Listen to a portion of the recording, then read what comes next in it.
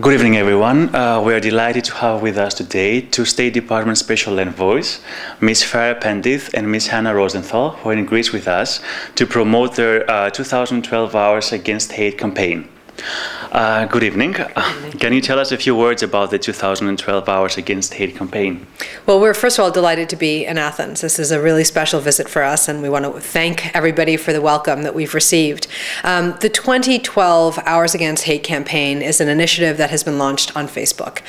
This is a viral campaign that is focused on young people, and it started in a very organic way. Hannah and I have very different jobs at the Department of State, but we were asked to go to Kazakhstan as part of the American delegation in 2010. The Organization for Security and Cooperation in Europe had a conference on tolerance, and so Hannah and I went to Kazakhstan to give the official United States comments on two issues. One, anti-Semitism, and the other, what they called Islamophobia. But we did something very unusual when we were at the conference. We swapped speeches. And so the Envoy on Anti-Semitism spoke out against what they called Islamophobia and all forms of hatred of Muslims, and Farah spoke out against all forms of anti-Semitism. And that's the only thing people remember who attended that conference. And you did that for? What was the thinking behind it? Because the message is very important, to condemn in the strongest words possible all forms of hatred. But sometimes the messenger can increase the impact. And that's really what happened. And we had brought with us some youth-focused non-governmental organizations from around the world. And they told us on the spot, they got it, they got the message, but they really felt as young people they needed something to do. The diplomats sit around a table and we talk to each other, and they wanted something to do. So they said, give us something to do. So Farah and I got together, and we thought, and we agreed there should always be a call to action. What can we ask young people to do? They don't have money. We can't say give to, set up a foundation.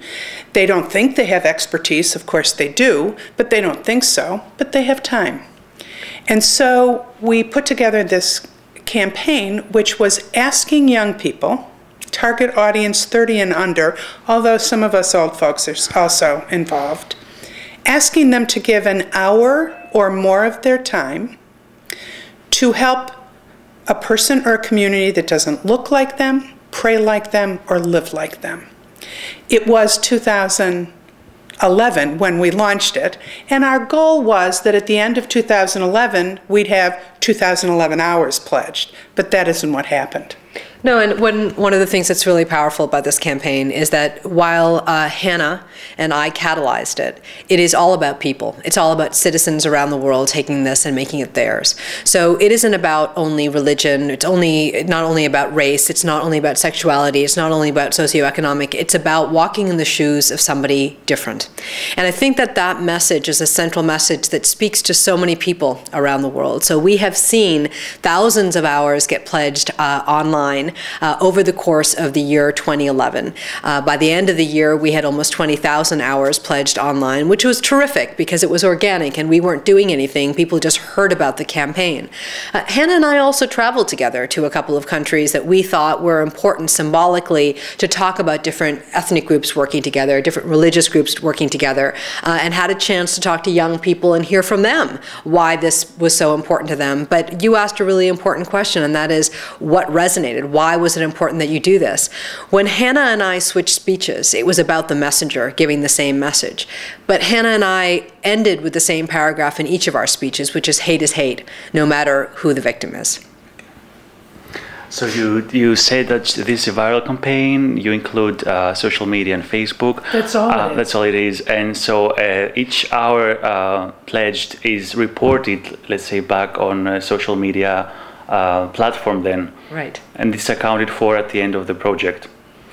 Well, if you go online right now to facebook.com/2012 Hours Against Hate, you can pledge the time. We know that you will when we're finished with this interview. But people all over the world are logging on. They hear about it through Twitter, through friends on Facebook, and they or they hear us, or they hear somebody else talking about it. And one place we went to, someone came forward and said, you know, this would be a really interesting campaign for the Summer Olympic Games. And a group of non-governmental organizations in Britain who had heard us speak said, we love this idea. And they filled out an application and did all the politics with the International Olympic Committee. This is my last question. I was going to ask about your official involvement with the 2012 Olympic Games in London. Well, they decided they wanted to partner with this campaign. And now these non-governmental organizations in Britain, but all over the world, are going to be encouraged to, while viewing the spirit of the Olympics, of course, is bettering the world and making peace. What a perfect message. Also, to volunteer time to fight hatred. And that's why we're in Greece. Because, not just because we loved and really wanted to come to Greece, which is spectacular, but this is the home of the Olympics and the home of democracy. And we owe Greece a great deal when we're talking about this global campaign. I don't think the original Greeks ever dreamt that we'd be talking to each other through the technology. But we're here to honor Greece's history and the important message it started that will again be played during the Summer Olympics. Is Greece your first visit, or you have other visits? Well, so Greece? What is really important is that we launched the campaign, the Olympic partnership, the Inspire mark that these NGOs in Britain were able to get yesterday in London. And that was a great thing for us because we did that at a youth summit and it was really wonderful. But we came here to Greece to meet with the Olympic Committee here, to have a chance to celebrate the Olympics and we're the birthplace of the Olympics and talk about this issue of friendship and team building and collaboration. But also to remind folks that it's people who make the difference. And so however you envision how you want to walk in somebody else's shoes, you can do that. So we have NGOs all over the world who've done all kinds of things. We've had people who volunteered in homeless shelters. We've had people who have decided to learn about a different subject because they've never been able to do that. They volunteered their time in different ways. There isn't one model on how to volunteer. The issue really is taking the time to say, I care about this issue. It's forward thinking. It's building a world that's filled with mutual respect. And it's at the core thinking about a future in which we're building the values that all of us can celebrate. Some of those very important values were established here in this very important country. So we're thrilled to be here.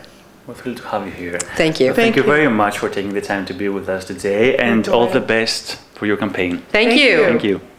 Thank you.